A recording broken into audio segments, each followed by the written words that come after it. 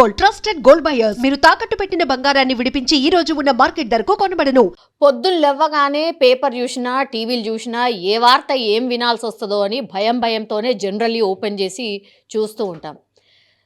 పొద్దున్నే 7 గంటల ప్రాంతాల్లో ఎవరి హడావిడిలో వాళ్ళు ఉంటారు. స్కూల్కి వెళ్ళే వాళ్ళు, ఆఫీసులకు వెళ్ళే వాళ్ళు, ఇట్లా ఎవరి హడావిడిలో వాళ్ళు ఉన్న టైంలో ఒక్కసారిగా రోడ్డు మీద యాక్సిడెంట్ జరిగింది. దట్టు స్పాట్లోనే బైక్ మీద వెళ్తున్నటువంటి వాళ్ళు ఏ మిస్టేక్ చేయకుండానే చనిపోయినరు అన్నటువంటి వార్త విన్న తర్వాత, తెలుసుకున్న తర్వాత, వామ్మో ఆ ప్లేస్లో మనం ఉంటే ఎట్లుంటుండేనో అని ఒక్క నిమిషం ఆలోచిస్తాం.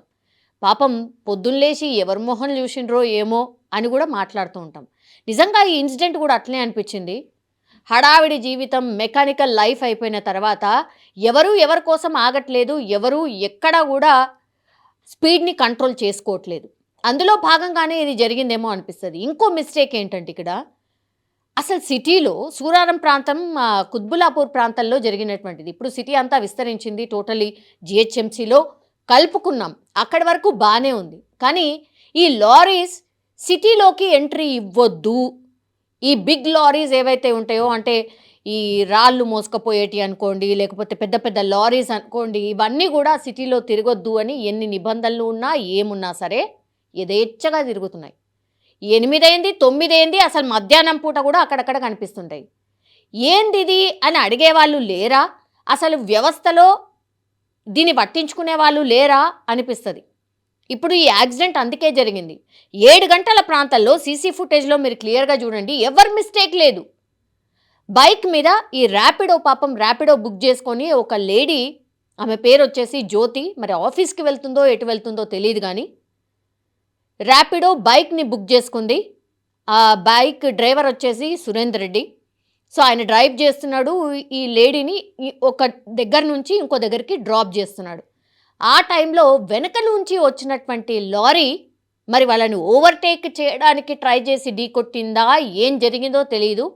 ఒక్కసారిగా ఆ లారీ ఆ బైక్ని ఢీకొట్టడం, డ్రైవర్ అట్లాగే వెనకాల కూర్చున్నటువంటి మహిళ 2 టైర్లు, అంటే front tyre as well as back tyre మీద ఇద్దరు నుజ్జు అయిపోయారు. అత్యంత దారుణం అనమాట. రోడ్ అంతా కూడా రక్తసిక్తం అయిపోయింది. లారీ పక్కన ఆపుకొని చూస్తే ఏముంది, పోనీ ఎమర్జెన్సీలో వాళ్ళని దగ్గరలో ఉన్న హాస్పిటల్కి తరలిద్దామన్నా కూడా ఏ ఛాన్స్ లేకుండా స్పాట్లోనే ఇద్దరు చనిపోయారు. ఇక్కడ తప్పు ఎవరిది అని ఏం మాట్లాడతాం? ఈ ఇన్సిడెంట్లు ఎన్ని జరిగినా మరి ఎవరు స్పందించరు, ఆర్ దీని మీద ఎట్లాంటి యాక్షన్ తీసుకోరు. లారీలు ఆ టైంలో ఎట్లా తిరుగుతాయి? 6 గంటల లోపలనే సిటీ బయట ఆపుకోవాలి లారీస్. ఇది ఎవరన్నా పాటిస్తుర్రా? ఎవరన్నా పట్టించుకుంటున్నామా? మనమైనా సరే ఆ లారీ కనిపిస్తే కనీసం ఆపి అసలు నువ్వు ఎట్లా తిరుగుతున్నామని అడుగుతున్నామా? అడగట్లే. అంతే. ఇట్లాంటి ఇన్సిడెంట్ జరిగినప్పుడు తూతూ మంత్రంగా ఏదో పోలీసులు కేసు నమోదు చేస్తారు, ఆ ఓనర్ వస్తాడు, ఆ డ్రైవరు ఏదో చెప్తాడు, వాళ్ళిద్దరి ఏదో పెనాల్టీ ఉంటే పెనాల్టీ కట్టేసుకుంటారు, బిందాస్గా డ్రైవర్కి బెయిల్ వచ్చేస్తుంది, అట్లాగే ఓనర్కి కూడా ఏం కాదు. యథేచ్ఛగా ఇంకొక 15-20 రోజులల్లా ఆ లారీ మళ్ళా నడుస్తుంది.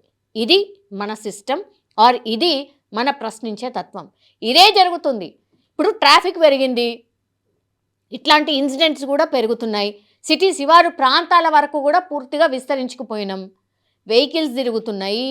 ఇట్లా యాక్సిడెంట్లు జరిగినప్పుడు ఏం చేయాలనో అర్థం కాదు, కేసు ఏమవుతుందో తెలియదు, అక్కడికే ఎండ్ అయిపోతుంది అంతే. ఇంకా ఎన్నాళ్ళు, ఇంకా ఎన్ని రోజులు ఇట్లనే? ఎంతమంది ప్రాణాలు బలైపోతే ఇంకా ఎంత స్ట్రిక్ట్గా మీ రూల్ని ఇంప్లిమెంట్ చేస్తారు ఏమో తెలియదు. ఇప్పుడు పాపం వాళ్ళ ఫ్యామిలీ ఆగం, పాపం ర్యాపిడో బైక్ని డ్రైవ్ చేస్తున్నారు చాలామంది. మీరు చూడండి, జాబ్ చేస్తారు, చేసుకుంటూ వాళ్ళు ఏదైతే ఆఫీస్కి వెళ్ళే దారి ఉంటుందో ఆ దారిలో ర్యాపిడోని జస్ట్ పొద్దున పూట అట్లాగే వాళ్ళ ఇంటికి వెళ్ళే టైంలో అట్లీస్ట్ ఆ పెట్రోల్ పైసలు ఏదో కలిసి వస్తుంది కదా అని చెప్పి చాలామంది ఇట్లాంటివి కూడా పార్ట్ టైం చేస్తూ ఉన్నారు. అందులో భాగంగా చేస్తున్నాడా లేకపోతే ర్యాపిడోనే నడుపుకుంటున్నాడా తెలియదు. ఇప్పుడు సురేందర్ రెడ్డి ఫ్యామిలీ ఆగం, అట్లాగే బైక్ మీద పాపం రైడ్ తీసుకున్నటువంటి జ్యోతి ఫ్యామిలీ ఆగం. పిల్లలు ఉన్నారో ఎవరున్నారో తెలియదు. వీళ్ళిద్దరికీ కూడా 35+ ఏజే ఉంది. మరి ఏం జరిగిందో వాళ్ళిద్దరు ఫ్యామిలీ మాత్రం ఆగమైపోయినటువంటి పరిస్థితి. పొద్దున ఇంత భయంకరమైన వార్త విన్నా వాళ్ళ ఫ్యామిలీస్ పరిస్థితి ఒక్కసారి ఊహించుకోండి. ఇది ఇంకెన్ని సార్లు జరుగుతుందో, మరి ఇంకెన్ని నాళ్ళు ఇట్లా నడుస్తుందో తెలియనటువంటి పరిస్థితి. అంటే గాల్లో ప్రాణాలు, లేకపోతే రోడ్డు మీదకి ఎక్కితే అసలు మళ్ళా ఇంటికి తిరిగి వస్తామో లేదో అన్నటువంటి సిచ్యువేషన్లోనే ఇప్పుడు హైదరాబాద్లో ఉన్న మన బతుకులన్నీ తెల్లారిపోతున్నాయి అనుకోవచ్చు.